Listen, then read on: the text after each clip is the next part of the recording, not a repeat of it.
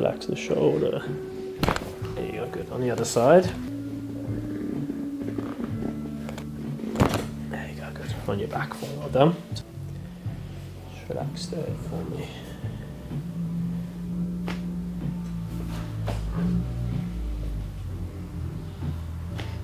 Well done. Just cross the arms here, squeeze tight. Just going to roll you towards me. Relax the shoulders. Good, well done. Relax the foot.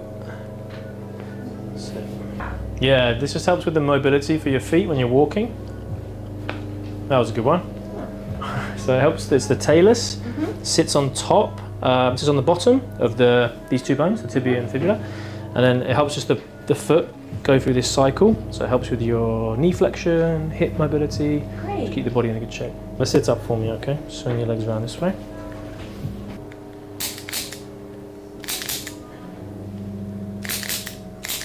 Good. All right, there we go. That's all fine. Perfect. Looking good. Thank you so much. My pleasure.